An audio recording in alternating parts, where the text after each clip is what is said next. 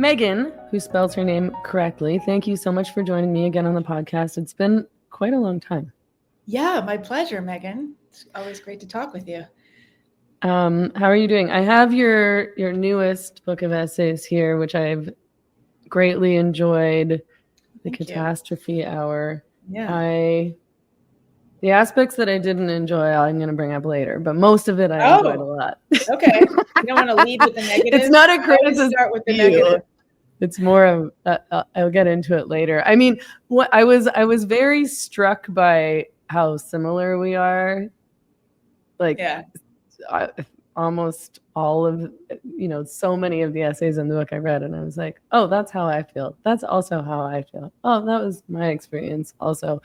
So it's not just the name and the correct spelling of the name. Yeah, you read a whole book about how to spell Megan. There's probably so many ways to spell Megan that you could fill a book with, like, the Y's and the two N's.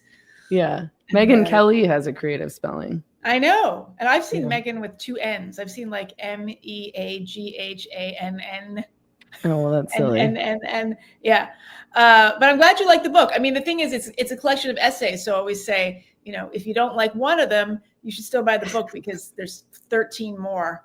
There's going to be they're all so good. I mean, to like. No, I mean, they're all very well. You might hate some of them, love some of them. It's like if you buy a record, back when you would like buy an album, if there were two tracks on it that you liked, that was a successful purchase, right? Yeah, you could just play those tracks over and over and over and over again. Put them on a mixtape. I do want to ask you before we get into the essays portion of this discussion. You lost everything in the Los Angeles wildfires, which of course is everyone's worst nightmare. I mean, or at least it's pretty. It wasn't my worst nightmare. It had never occurred to me. Of all the disasters that I conjure in my mind, that was not one of them ever. So I think about that, and I don't even have very much stuff. Right. Well, I know. And the book, of course, is called The Catastrophe Hour. And some people think, oh my gosh, is that about the fires? You wrote a book so quickly. Obviously, the title refers to other stuff, and the book was in print before the fires even occurred. So, I lost the house I was renting. I did not own the house, so that's good. But I lost all of my possessions. Yeah. How are you doing? Okay. It's I'm doing much better now. I've got getting more settled, and I'm slowly starting to accrue stuff, but I find that I'm really picky about what I accrue. I don't want to have anything. I don't want to have too much, and I don't want to have anything that's not really high quality, because that was one of the reasons that I didn't take anything when I evacuated. And I mean, we don't have to talk about this for a long time, but I had many hours to evacuate. I did not think that the house was going to burn down. The fire was in the distance. The wind was blowing in the other direction, et cetera. I left my house because I thought the power was going to go out. But I was, standing in my house, kind of deciding if I should bring anything with me. And I kind of looked around, and I had this moment where I thought, well, there's nothing really in here. I couldn't order on Amazon tomorrow. And that's of course not true. But I was standing in my office, which is like the most cluttered, crappy room of the house where I spend most of my time. And a lot of stuff was just kind of cheap. And the valuable stuff was sort of buried underneath it. So now I'm really trying to be very intentional, as they say, about what I allow through my doorway. And, very few items and only high quality items. And I think that's a good approach. What was sort of the most, I don't know if you probably don't want to relive this, but what was sort of the most upsetting thing that you lost? Like, I'm thinking about photographs, and, somehow I had like a whole shoebox full of, like actual physical photographs from my childhood and from high school, and up until whenever we got smartphones, and we would go and get actual physical photographs printed out at the photo printing place. And I somehow lost the entire, like in some move along the way, I lost it. And I have so much crap. I have like essays and notes from university. I'm very bad at throwing things away, and I somehow lost this shoebox of all of my photos, and I've never, ever, ever gotten over it. And it's probably been 10 or 15 years since it's been lost. So I'm wondering what. I am a purger. I'm not, I'm not a big collector, but I lost artwork. That's really the most devastating. And including like one very valuable painting that was painted by a friend of mine who's very, very renowned painter, and was like probably the first and only serious piece of artwork that I purchased. Maybe more than 20 years ago, when I bought my first little house. And I loved it. I just absolutely loved this painting, and that's gone. So yeah, and other artwork that I had. I mean, more so than books. I mean, books, it's hard, but you can replace books. You can't replace artwork. And yeah, photographs, family. Yeah, I mean, it's funny because if you're under a certain age, losing photographs doesn't mean anything, right? Like, because everything was digital. And if you're over a certain age, it means everything. You think about people who were like in their 70s and 80s who lost all their stuff. I mean, all of their family photographs really were gone. But if you're, 20 and you lost everything, it's like nothing in terms of photographs anyway. It's interesting. Yeah, unfair. I found it interesting. So you wrote an essay in the New York Times, "The LA Fires Taught Me How to Accept Help." And one of the things that I found interesting about that essay was, again, like the way that my parents were sort of similar to your parents. You wrote that your parents' self-reliance was a religion. And yeah, I mean, my parents also sort of isolated themselves from anyone. We didn't have family nearby. I was always really jealous of friends who had large extended families and big Christmas dinners with lots of cousins and aunts and uncles. And we never had any family around. They were all far away. My dad didn't even like speak to anyone in his family at a certain point. Yeah. It was just the four of us. It was just my parents and me and my sister. And I really hated it. And there was no relying on other people for help because there weren't really any others. Like, there's no valuing of community or neighbors or friends. And it's all of that in retrospect, I feel really sort of resentful about, because I feel like I've had to learn as like a later adult, like later in my 30s, in my early 40s, like how to not just how to accept help, but how to help other people, because that's also not learned. It's not learned to offer help and help your neighbors. It's not learned. The idea of being a part of a community was a foreign concept to me. Like, of course, it sounds nice, but I have no idea what that looks like or what it means. Yeah, the not knowing to offer help, that's really true. I sometimes feel like, oh, I'm just bothering people. It's an imposition. If I offer to help somebody, I mean, I guess on some level, oh, they might take me up on it, and then I have to do it, right? But then, no, my parents were we were an island. We were just like a small family. For various reasons, they didn't want to have very much to do with their family, so I never really knew my cousins or anything like that, or my grandparents very well. And we were kind of displaced. I mean, we moved around, especially when I was younger. We moved around a lot. I mean, I can't say that they didn't have friends. My parents had friends. But yeah, the idea of like asking your neighbor for help, unless it was like some huge emergency, I don't think that would have come up. I think, it was definitely, it was like, don't bother other people. Never, ever don't impose upon anybody ever for any reason. And I think that extends into a lot of things, like, and I know when I remember, like, when I was younger, especially when somebody would have a death in the family or lose something, I always felt like I was doing them. The best thing I could do for them was leave them alone. If somebody was going through something hard, a breakup, for instance, that's a better example. Like, oh, I'm going to give them space. And that's my way of showing that I care. And I even do that, like in relationships, I would tend to do that, the greatest show of love, just keeping away from you. Yeah, I think I definitely relate to that in terms of the death thing. In any case, I feel like at least now I've figured out that, if my friends are going through a breakup, I can say like, do you need anything? Do you feel like you want to hang out? Would you rather be alone? Blah, blah, blah. But the death thing, I don't know how to cope with at all, which I think is connected to probably that not having a community, not being religious, not, growing up in a Western culture that doesn't really deal with death in a spiritual sense or a holistic sense. I mean, do you think in general this is a problem of Western culture, this sort of isolation, this I don't need anybody else, we're a little island? I mean, there's definitely that sort of rugged individualism thing, but I don't know. I just think I think it's maybe very sort of Protestant or WASPy or something.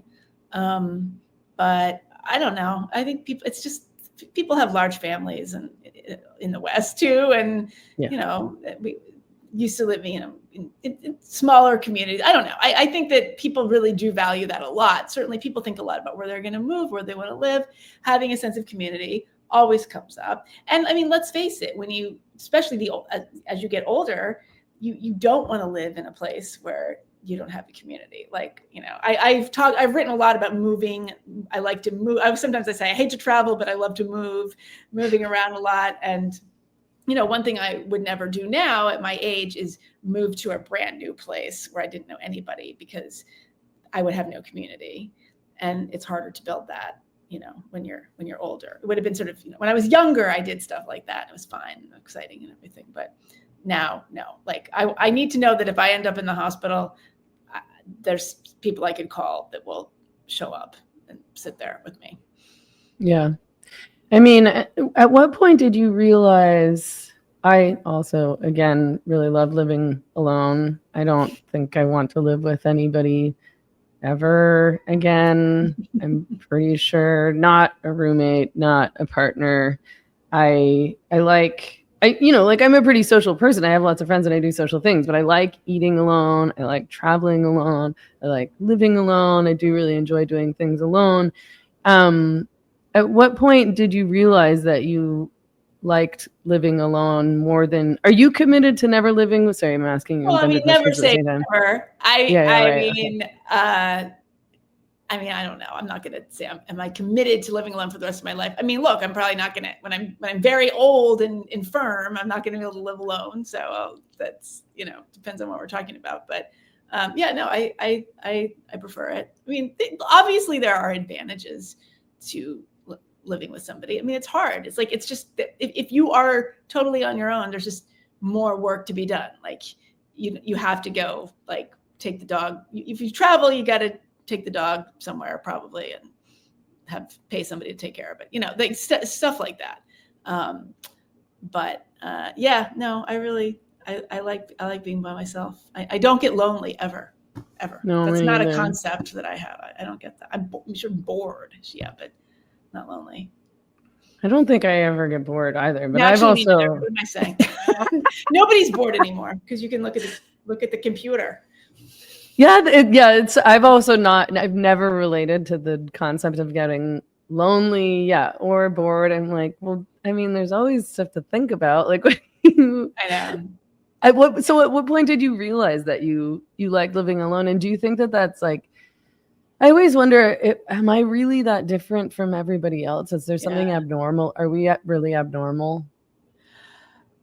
I don't know. I think we're outliers. I don't like to use the word abnormal, but one thing I talk about in the book is this distinction between outlier and outsider.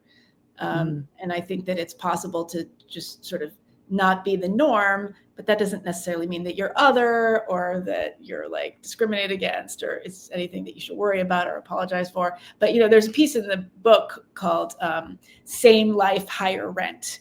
And it talks about how after I got divorced, I lived in New York City in my 20s, and then I had moved around and I lived in Los Angeles for most of my, early 30s on. And when I got divorced, I moved back to New York and I was in my mid 40s by then.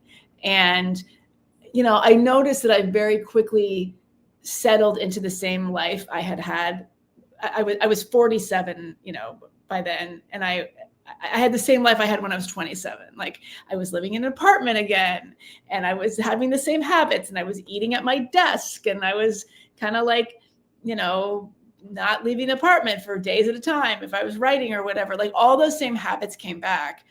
And I was living in a slightly nicer apartment because I could afford a little higher rent, but otherwise it was very much the same. And I came up with this concept of the situational set point, which is kind of like your weight. Like if there's a certain weight that you always land at, like no matter how hard you can kind of like, claw beneath it or you drift over it, you always kind of end up in this thing. And I sort of occurred to me that my sort of life version of that was living by myself in an apartment, kind of just writing stuff and thinking my thoughts and occasionally going out and, maybe having a dog. And that was the life I was supposed to have. Like, it wasn't necessarily the best life, wasn't necessarily the happiest life, whatever that means, but it was the right one.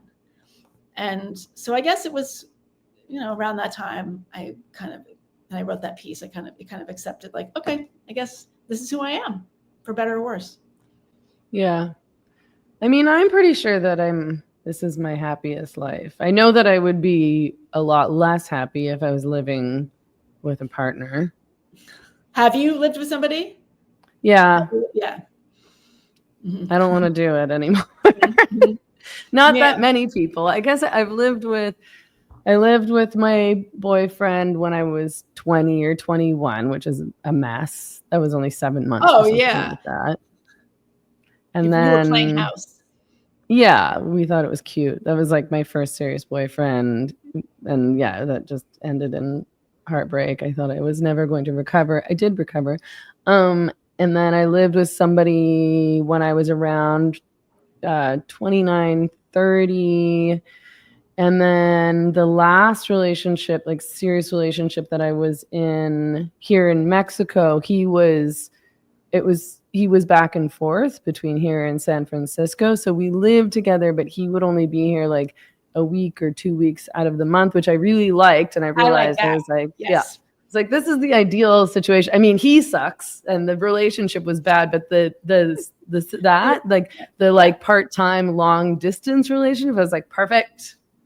Yes. I would like the person to live next door, or, in my building, in New York where I live sometimes, there for a while were like several couples who, like, the apartments were so old and like rent control people, and they had separate apartments. So like these people were married and they lived here for 50 years or something, but they had separate apartments and they did everything together and they ate their meals together and they were a long time married couple, but they just had two different residences, and that was ideal. Yeah, I think that's ideal too.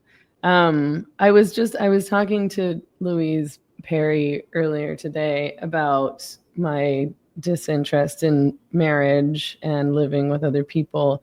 And she asked me if I was worried about what would happen when I got old. Like, was I worried about, getting old and sick and nobody's there to take care of me? And I do worry about that, although it doesn't change the fact that I still just want to live alone, and I'm not anti-marriage. I'm like, sure, like if I meet somebody and I'm that in love with them and he wants to get married, then sure, I would get married. I'm not against it to that extent. It's just not that important to me. Yeah. So do you worry about that? Do you worry about like dying alone? Like, how much of your time does this occupy? I'd say 60 to 80% of my time. Oh God. It's going to get worse for me. I worry about it a bit, but I write a lot about that in this book. Yeah. Especially I don't have kids. Like, we don't have kids. So it's not even a matter of like not having a partner. Like, you don't have kids. It's nobody's job to look after us when we're old and sick, right? We're going to have to pay somebody to do that probably. Yeah, I think about it a lot. And I write about this in the book. I think about being able to like end my life if I want, not, if I'm sick, not just randomly. But I do think, like the option to end your suffering if you're sick and dying should be there and within reason. So yeah, I don't know. It's pretty scary. I mean, I went through both of my parents' deaths. And, even as isolated as we were as a family, at the end of the day, they still had 2 kids to, help them.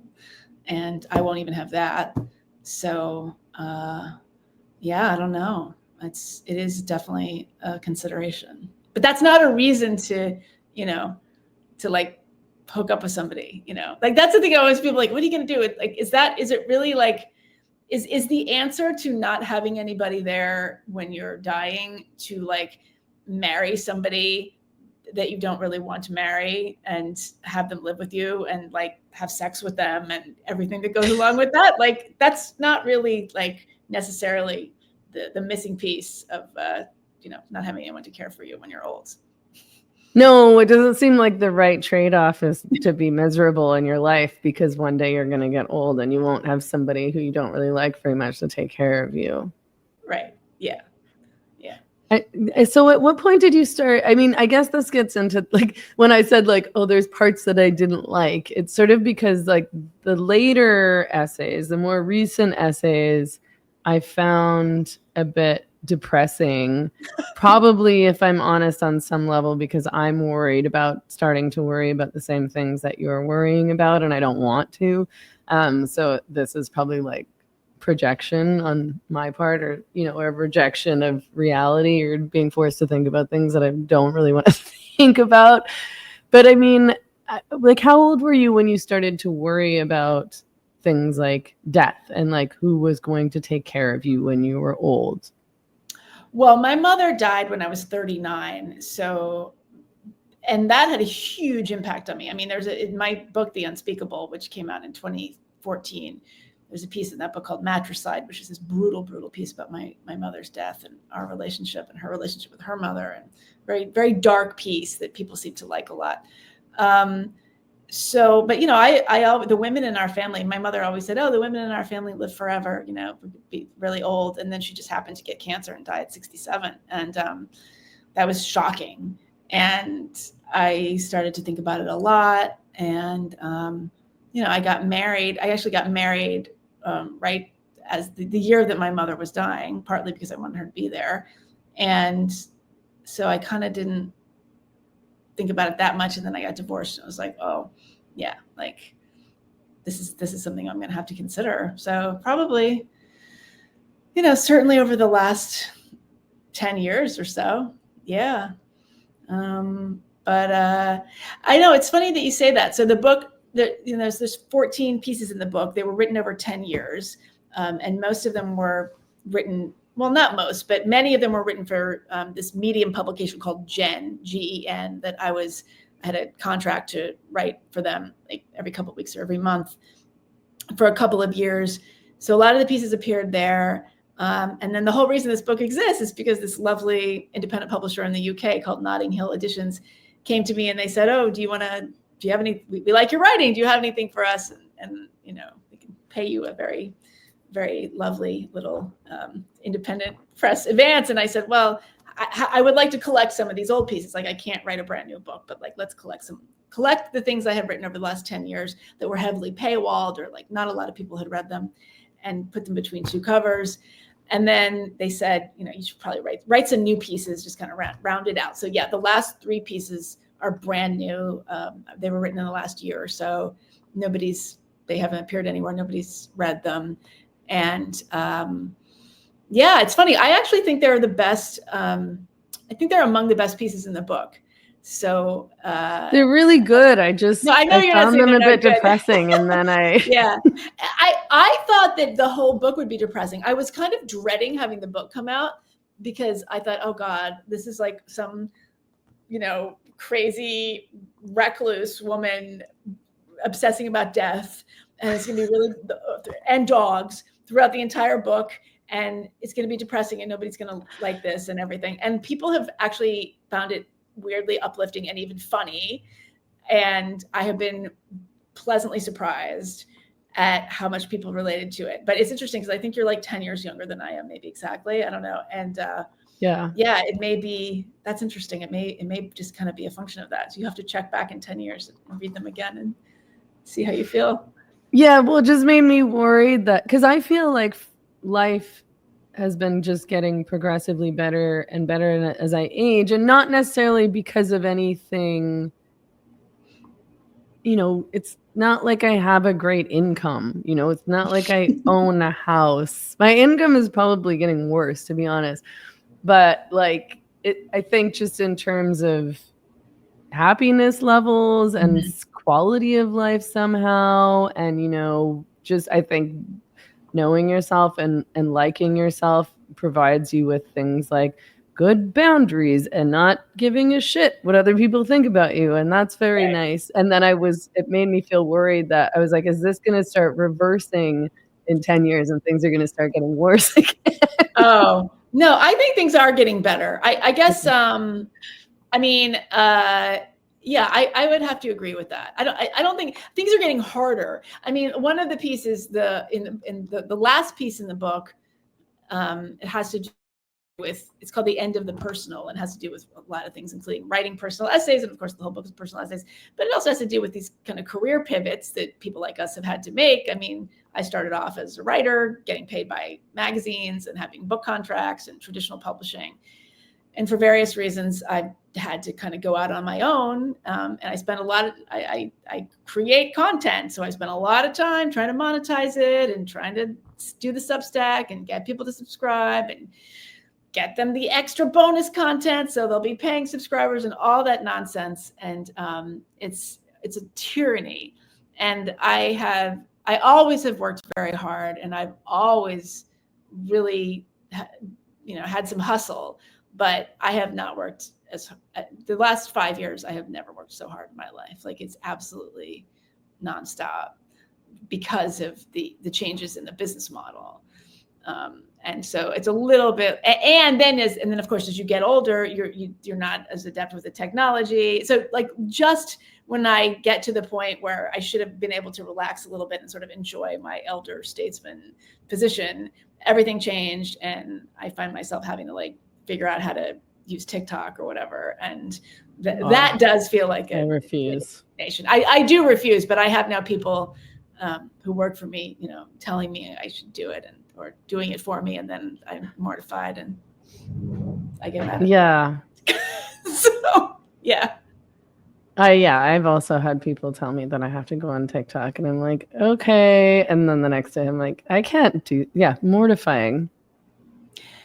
I mean, it's beneath us, I think, but maybe not. I mean, why are we being like this? It's maybe not. I don't know. I mean, I don't know what, like, other people seem to not feel ashamed about it at all. And just it feels so humiliating to me, the idea of being on TikTok. And like, it sort of feels like trying to, I mean, first of all, I don't really want to do anything that doesn't feel authentic to me. And that would feel like I was acting. It would feel like I was having to perform. I also just in general don't like talking to a camera when there isn't someone else there. That feels really uncomfortable and embarrassing to me. Yeah. And I think that comes naturally to a lot of people now, a lot of younger people. That's just the kind of coin of the realm. I think, ultimately I just have to say, you know what, I'm going to do what I do best. I'm going to do the best possible job at what I do and not try to do stuff that I don't do well. And I've always been that way. Like, the reason I became a writer was because I sucked at everything else. Like, it's just been very clear. I've never wanted to do stuff that I don't do well. I don't enjoy doing stuff I don't do well. It's actually torture. And so it's interesting that over the last 5 years, I've been like stumbling all over the place, trying to do stuff that I don't necessarily do well. And that makes for some hard days, that makes you less happy for sure. Yeah. Do you feel like, I mean, you've had a very successful writing career, and I wonder if how do I phrase this? I often feel like a failure, but I'm sure that comparatively there's people who look at me and think that I'm successful. So as somebody who's more successful and who's had a better writing career than I, do you feel a failure? No, I'm asking if you ever think that you're a failure. Oh my God, every day, every second. Yes. Okay. Yeah, because we look, and also now we can see how big people's audiences are. I can go on somebody's Substack and the first thing I see is, over 100,000 subscribers or something like that. And then I just think, oh my God, how mortifying. Like, are they going on my Substack and what is it saying? Like dozens sold or something? Yeah, I don't, God knows what it says. 29 likes. 20, yes. I no, it's awful. The thing is, I talk to people who I think are just killing it, and then they think they're failures because they're comparing themselves to somebody else, and it's a continuum. But yeah, having it in your face all the time is hard, because it used to be like, oh, so and so got this huge advance from a publisher, and then everybody would be jealous about that. And that doesn't happen really to anybody anymore. So that problem is over. Yeah. I mean, yeah, I guess it's just the constant comparing of yourself to other people. And like you say, the fact that you can see how successful everyone is based on their subscribers or hits or likes or whatever. So we're constantly being bombarded with how well everyone else is doing by comparison. I did the essay that you wrote about the personal essay. I found interesting because I feel like I've been thinking about that a bit lately as well. We went through this period where the personal essay was the thing, especially for women. And I have also felt lately like it's sort of, I don't know, I guess it's felt a bit beneath me or a bit embarrassing. And you said, I think the personal essay or the personal genre is a young person's game. Why do you think that is? My friends who are my age and older than me get so angry when I say that. There's a lot going on with that. First of all, you're right. I think the personal essay has been tainted by oversaturation. There's just too much of it. A lot of it is a business model thing. It's cheaper for these publications online and even before online to publish personal essays. It's much cheaper to do that than to go send somebody out to report on something. I mean, you have to pay for reporting. You got to send somebody to a place and, pay their expenses. And it's a lot to that. And it's easy to just like take somebody's, tale of woe and do a light edit on it, if any edit, and then slap it up there. So that's what was, it got really, really dumbed down, I think, starting probably in the early 2000s, like the sort of Exo Jane period, or like, salon essays used to be amazing, and then they became sort of parodies of themselves. But, I think part of it is that when you're young, you think that everything about your life has never happened to anyone else ever.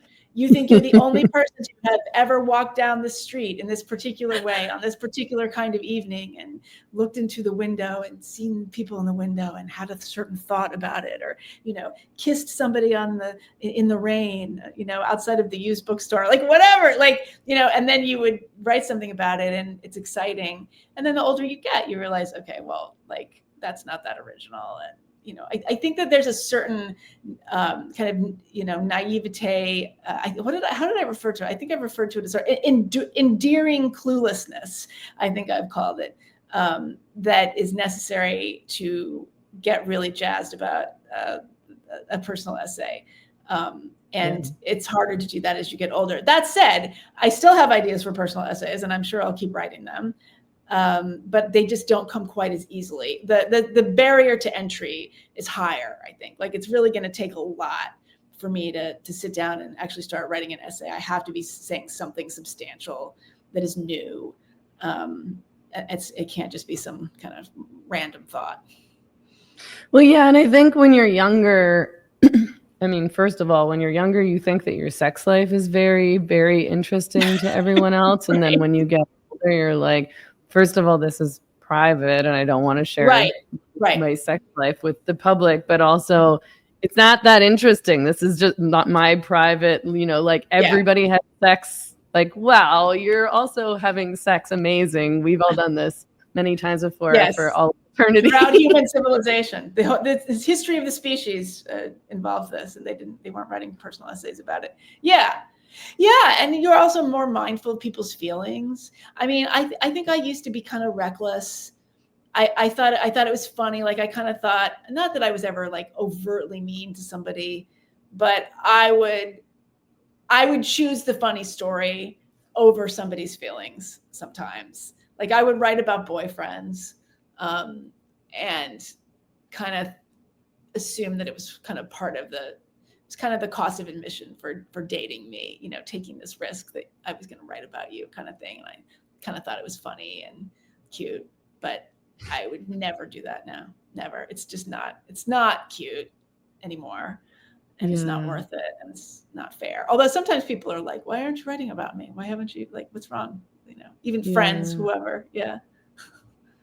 Yeah. I think, I used to be a lot more, I don't know. I would write about things that happen in my relationships. I would write about things that happen with my friends. And sometimes it would cause people to get angry at me, sometimes not. But yeah, I think that maybe that seemed exciting or, well, that's, I'm a writer, so that's the risk that you take. Right. I'm sort of an art monster. Yeah. I don't want to feel bad about it. Like, I don't want to feel, I have enough to worry about. I don't want to, my list of worries to contain anxiety that I wrote about somebody and now they're mad at me. Like, I think a lot of my life has had that on the anxiety list, and I just don't want it anymore.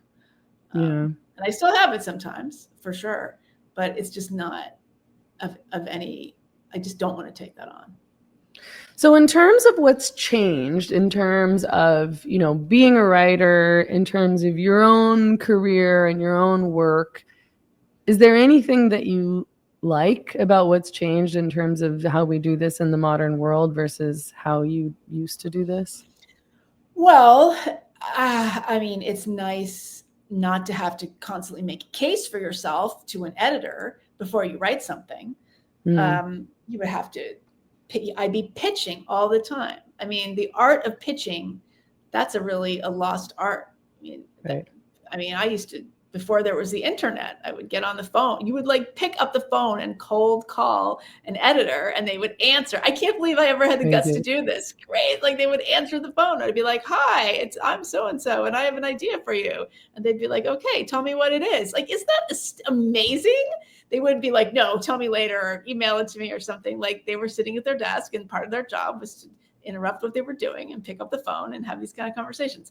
And, even after that, obviously you're right. Even when I was a newspaper columnist, I had really free reign. I mean, I did this job for like 12 years. Every week I had a column, but I still had to email my editor and be like, hey, this is what I'm going to write about. This is what I want to write about. And this is the gist of what I'm going to say. And she would say yes or no. She would usually say, okay, do it. Sometimes she would say, I don't think there's enough there. But so not having to sort of justify what you're about to say is nice. But I also think that it makes for some pretty sloppy logic a lot of the time. So it's hard to say. It's definitely nice that more people are able to get their voices out there. But like, are they really? Substack is a great platform in a lot of ways, but it's starting to get really oversaturated. Right. No, I don't know how you feel about that. Yeah, I think it's harder. It was a lot easier to get paid subscribers in the beginning, and I think it's becoming a lot harder. And part of it is probably like exactly the same way that I operate on Substack, which is like I can't handle all of these emails coming into I can't subscribe to everybody that I want to subscribe to because I can't get through everything that's coming into my inbox. And I can't afford to be paying for that many different subscriptions on Substack. So you sort of have to trade off. And a lot of people there are putting everything behind a paywall. I put, maybe half of my content behind a paywall. So I put out, podcasts for free, but I do early access for video stuff or, sometimes there's bonus content or whatever. And then I do, I bet probably half of my essays are open to the public and half of them are behind a paywall. But there's people who put every single thing behind a paywall. And so, yeah, I wonder how long this is sustainable for in terms of who's choosing what they're paying for when there's so much there. I probably shouldn't ask this in public, but are you losing paying subscribers? Yeah. Me too. Everybody is. I have, and I can't figure out why, and it's been because stressful. There's too much. First, I thought, how am I going to make an income? Like, I made it to a point where I was like, okay, cool, this is fine, and if I can keep moving up like a little bit slowly, then great. But instead of it going up, it's been going down, and I'm like, well, I'm not doing anything different, and what am I supposed to do now? I thought I was losing because I was giving them too much content, or I was bombarding them with notifications and emails. I thought, of course, goes back to your original question, right? Like asking for help. I thought I was annoying them. I thought I was annoying my audience and they were unsubscribing. But then one of these much more successful than I friends was like, oh no, I'm losing subscribers too. Everybody's losing them because there's just too much. I mean, another thing though, to go back to your question a minute ago, when you're writing for your own audience or giving content to your just to your own audience, it's a feedback loop. It's just an affirmation feedback loop. They're going to love most of what you do. You're giving them something that they are prepared for, waiting for, know how to metabolize, already pretty sure they're going to like. They're poised to like it.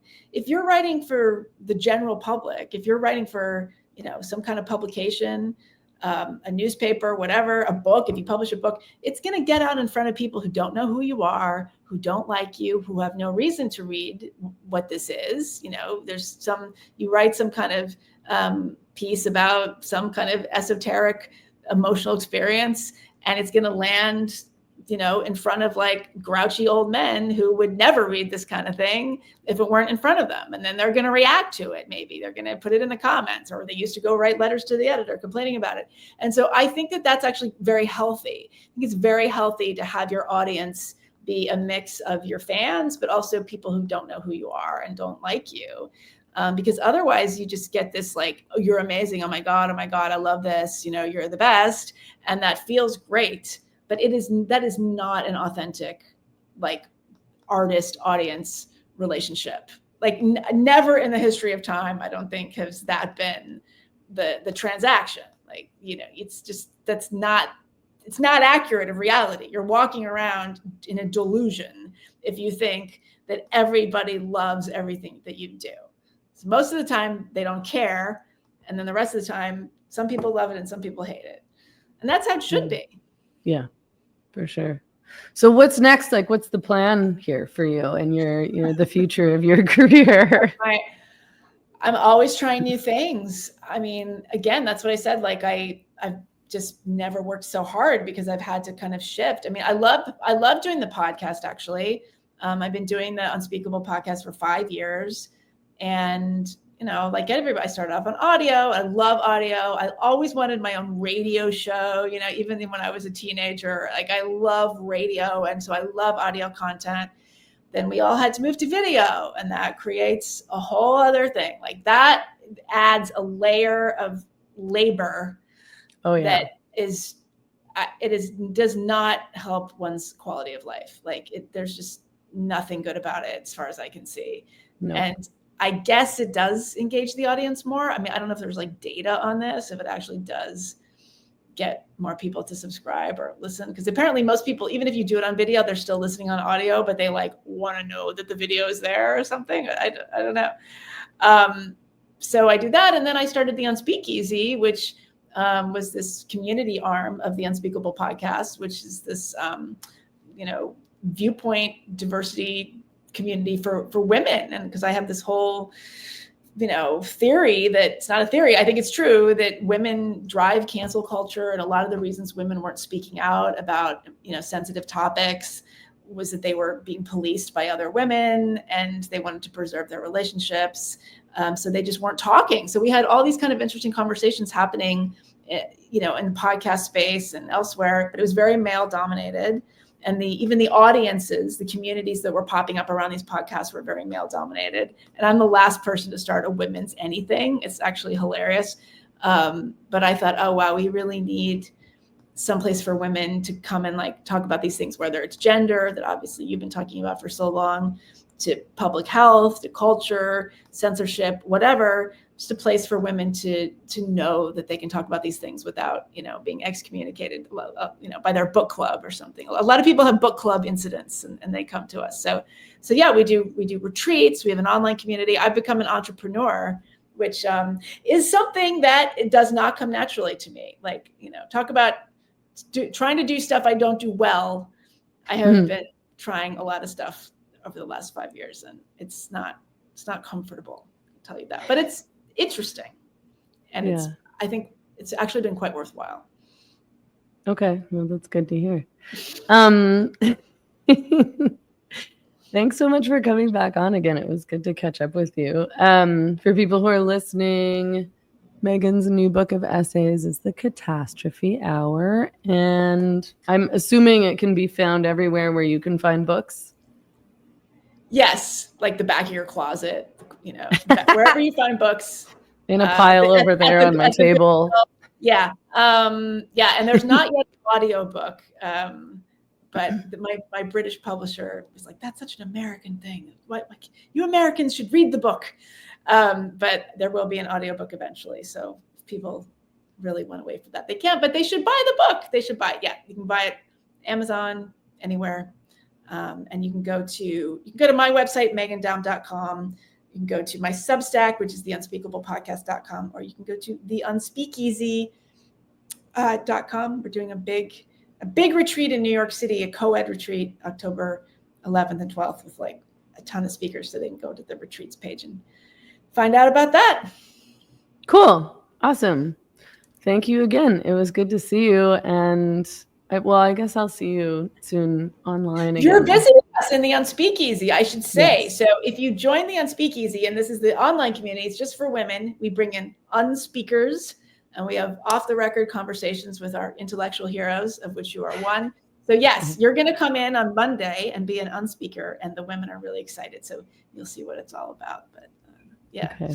I'm excited too. It sounds really fun. I'm looking forward to it. I'm so excited. Thanks for inviting me. Yeah, they're psyched. So, all right. Well, thank you so much, Meghan. Thank you, Meghan.